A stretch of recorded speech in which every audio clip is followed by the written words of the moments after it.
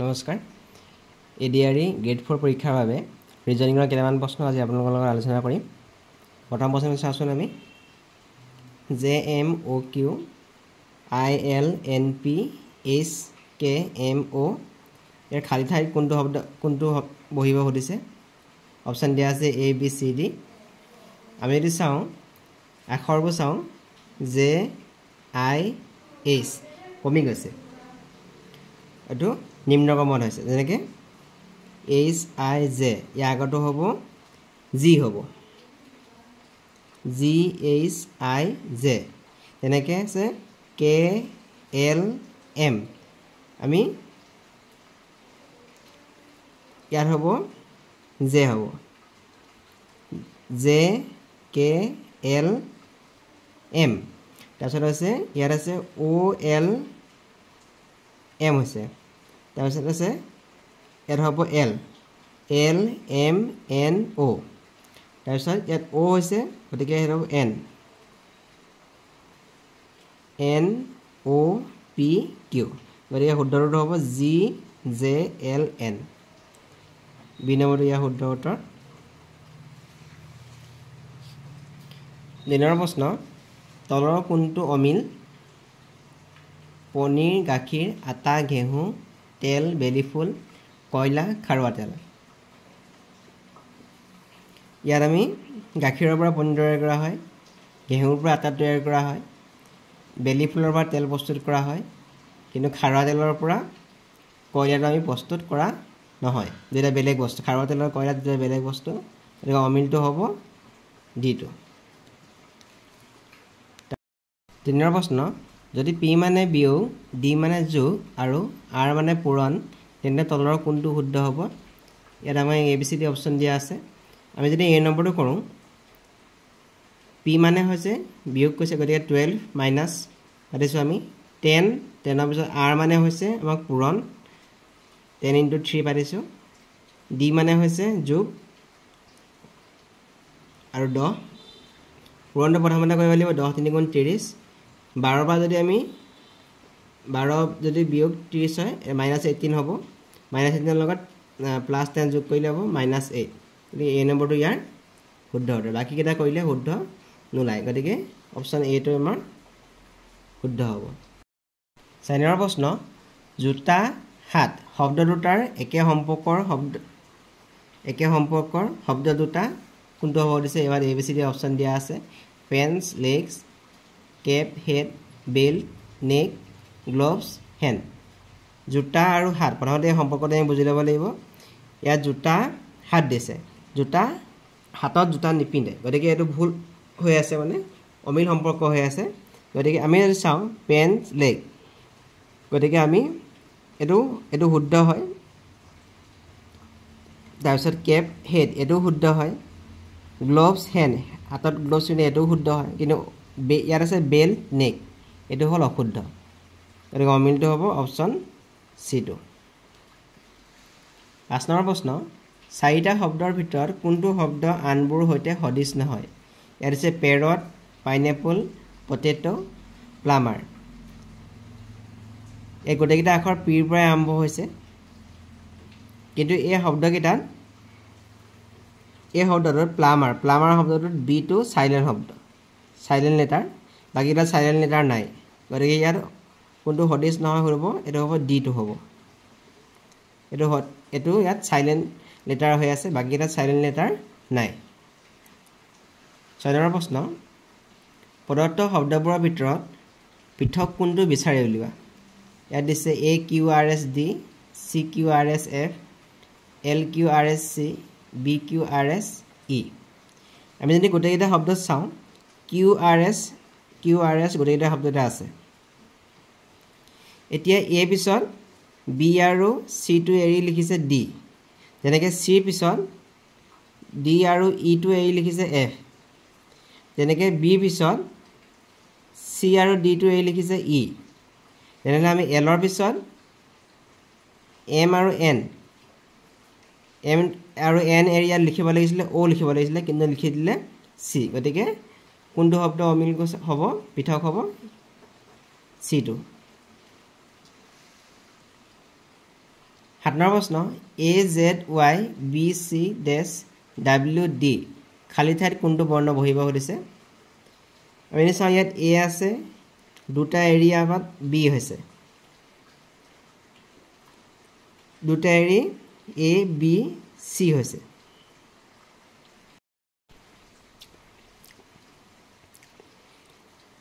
AZYBC-WD খালী ঠাইত কোনটো বৰ্ণ বহিব EZXF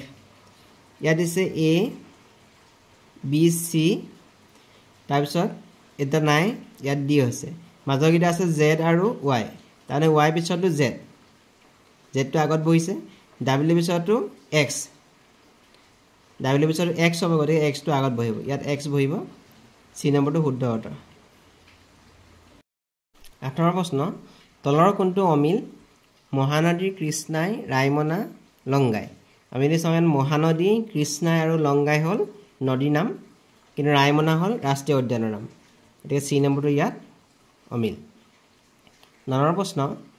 যদি এলিফেন্টক কোনো এক ভাষাত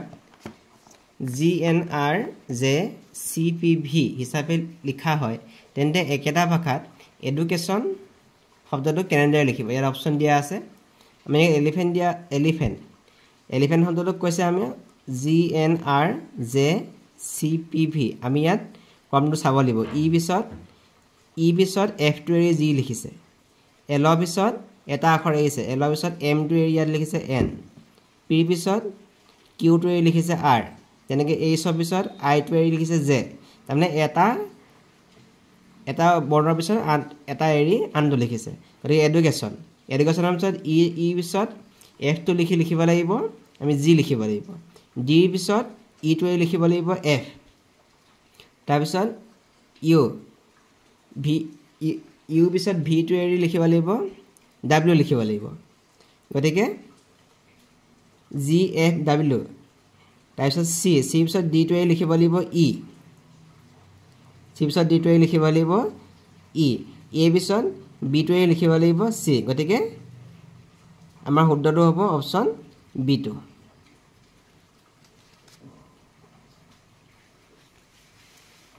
10 নম্বৰ প্ৰশ্ন ভূমিকম্প বানপানী দুৰ্যোগ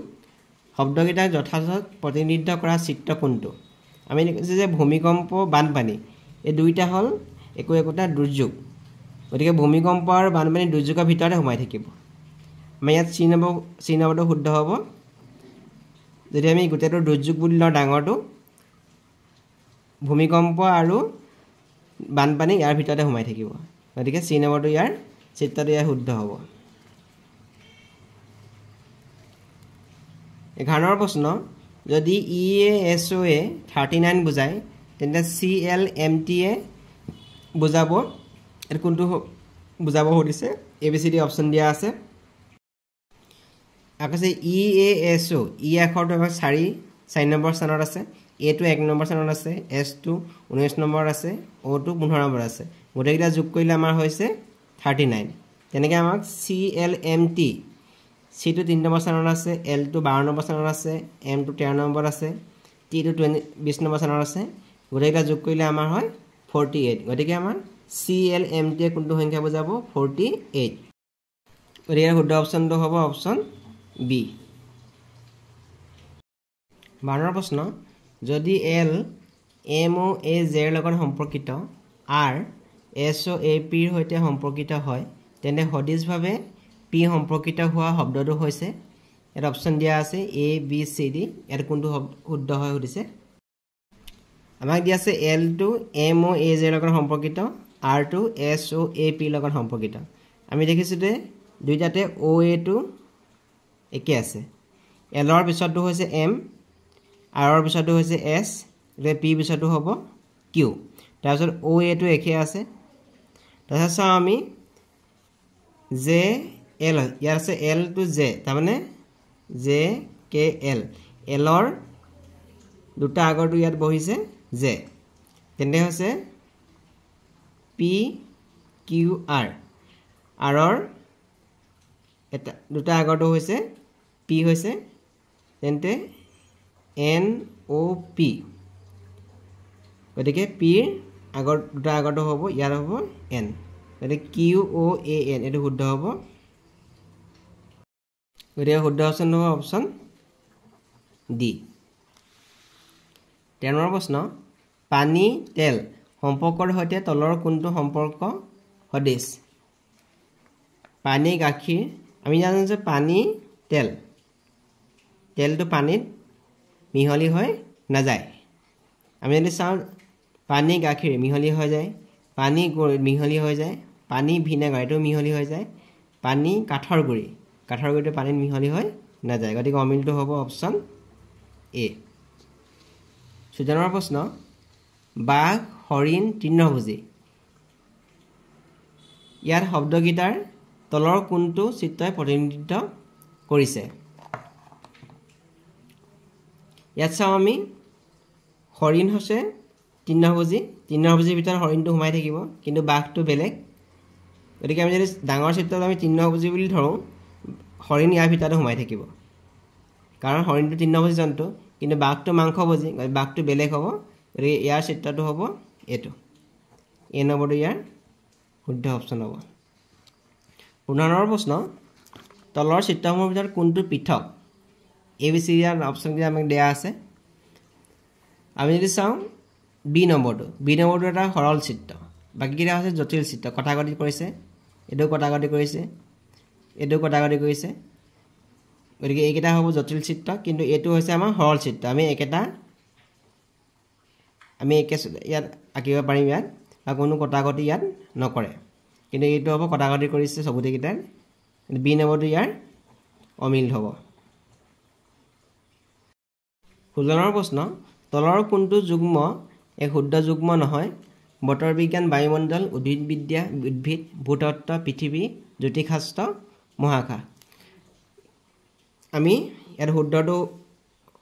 শুদ্ধ যুগ্ম নহয়টো হ'ব জ্যোতিষশাস্ত্ৰ মহাকাশ এটো সময় শুদ্ধ যুগ্ম নহয় মহাকাশৰ অধ্যয়নক আমি জ্যোতিষশাস্ত্ৰ বুলি নকওঁ 17 নম্বৰ প্ৰশ্ন নিম্নলিখিত কোনটো শব্দই ইঞ্জিন বাহন সম্পৰ্কটিৰ লগত সদৃশ সম্পৰ্ক স্থাপন কৰে পিয়লা পিৰিজ বল বেড খুঁটা বেজি ফিলামেন্ট বাল্ব আমি জানো যে বাহনখন চলিবলৈ আমাক ইঞ্জিনটো লাগিব তেনেকৈ ইয়াত যদি বাল্বটো জ্বলিবলৈ আমাক ফিলামেন্টডাল লাগিব এতিয়া শুদ্ধ সম্পৰ্কটো হ'ব ইয়াত D2 18 নম্বৰ প্ৰশ্ন তলৰ কোনটো শব্দ ফুটবল খেলৰ লগত সম্পৰ্ক নাই penalty red card over referee football খেলৰ লগত সম্পৰ্ক নাই বুলি কৈছে ইয়াত আমি পেনাল্টি ৰেড কাৰ্ড আৰু ৰেফাৰী এটো ফুটবল খেলৰ লগত সম্পৰ্কিত কিন্তু ওভাৰটো ফুটবল খেলৰ লগত সম্পৰ্কিত নাই এটো ক্ৰিকেট খেলৰ লগত সম্পৰ্ক আছে